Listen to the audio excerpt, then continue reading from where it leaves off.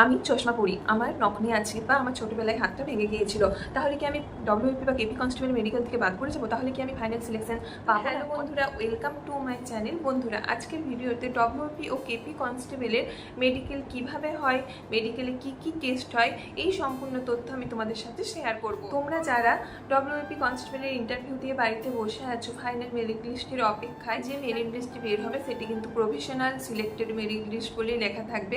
তার মানে তোমরা কিন্তু তখনও সম্পূর্ণভাবে সিলেকশন পাওনি, কারণ তারপরে দুটি স্টেপ থাকে, একটি হলো ডিআইপি ভেরিফিকেশন এবং অন্যটি হলো মেডিকেল। তো আগের ভিডিওতে আমি তোমাদেরকে ডিআইপি ভেরিফিকেশনে তোমাদের ভিআরে কী কী ডকুমেন্টস লাগে বা কীভাবে ভিআর সম্পন্ন হয় সেটি ডিটেলসে বলেছি। তো আজকের ভিডিওতেও তোমাদের আমি ডিটেলসে বলবো যে মেডিকেল কীরকম হয় আমাদের পশ্চিমবঙ্গ পুলিশের। তো মেডিকেলটি হয় ডিস্ট্রিক্ট হসপিটাল থেকে।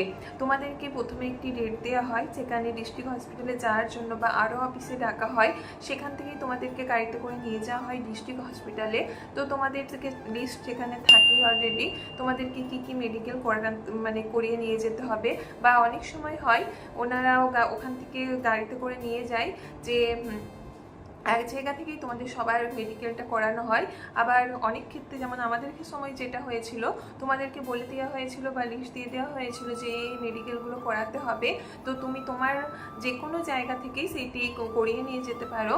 সেটি যে কোনো নার্সিং হোম বলতে পারো বা সরকারি জায়গা, বা যে কোনো তুমি ক্লিনিক, ডক্টরের রেজিস্ট্রেশন সার্টিফিকেট ভ্যালিড হলেই হলো, সেখান থেকে তুমি করিয়ে নিয়ে যেতে পারো।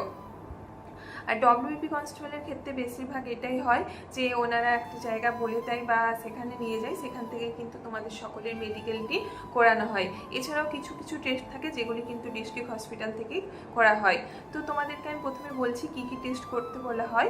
তোমাদের প্রথমে বলা হয় যেটা হলো সেটা ইএনটি, অর্থাৎ নাক কান গলায় কোনো সমস্যা আছে কিনা সেটা দেখা হয়। এটি বিশেষ করে ডিস্ট্রিক্ট হসপিটালে হয়ে যায়। ওনারাই কিছু একটা ডিস্টেন্স রেখে কিছু কথা বলেন, সেটি তোমরা ঠিকঠাক শুনতে পাচ্ছ কিনা সেটাই রিপিটেডলি তাদেরকে বলতে হয়, মানে ওনাদেরকে সেটাই বলতে হয়। এভাবে কিন্তু টেস্ট করা হয়।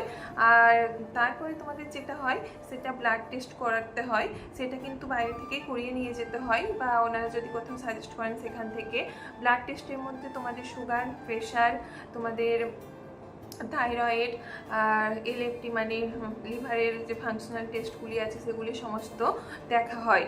তো তোমাদের কারো যদি এইসব ক্ষেত্রে কোনো সমস্যা থাকে, তোমরা এখন থেকে কিন্তু সেগুলি সলিউশন করে নিতে পারো। ব্লাড টেস্টের পর তোমাদের আর যেটি করতে হয় সেটি হলো ইউরিন টেস্ট। ইউরিন টেস্টের মেয়েদের ক্ষেত্রে বিশেষ করে যেটা দেখা হয় সেটা হচ্ছে প্রেগনেন্সি। প্রেগনেন্ট মহিলাদের কিন্তু জয়েন করানো হয় না।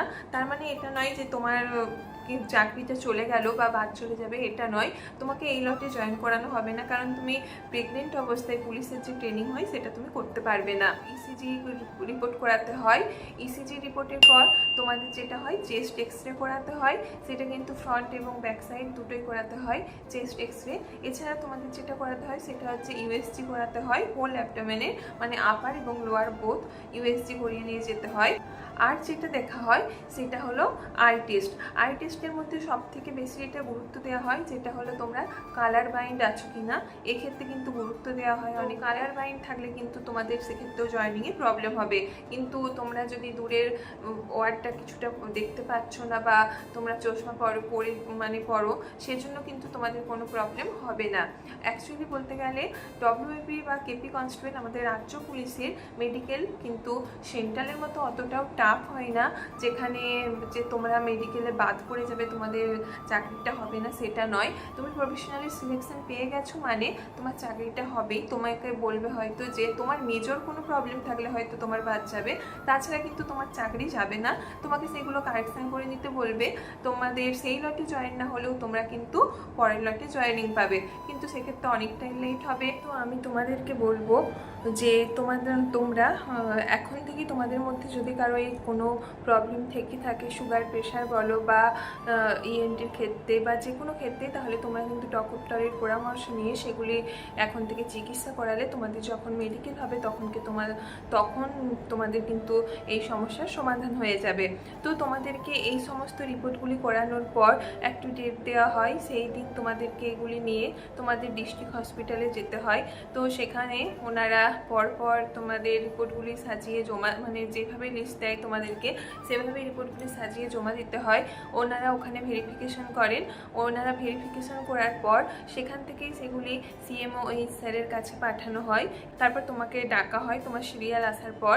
তো তারপর সেখানে তোমাকে কিছু উনি কোশ্চেন করেন, তোমার রিপোর্ট থেকেই কিছু কোশ্চেন করেন, এবং উনি যদি ফিট লিখে দেন তাহলে কিন্তু তুমি ফিট। তো এটি হলো মেডিকেলের সম্পূর্ণ প্রসেস, যেটি কিন্তু তেমনও আহামরি বিশাল কিছু টাফ তেমনও না, আবার এটি কিন্তু অ্যাভয়েড করার মতোও না।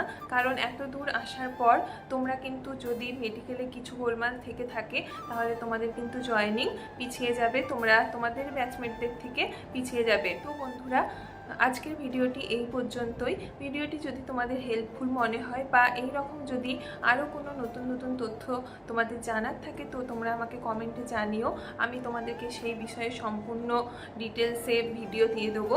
তো আমার এই ভিডিওটি যদি তোমাদের হেল্পফুল মনে হয় তো তোমরা ভিডিওটি বন্ধুদের সাথে শেয়ার করো এবং একটি লাইক ও সাবস্ক্রাইব করতে ভুলো না।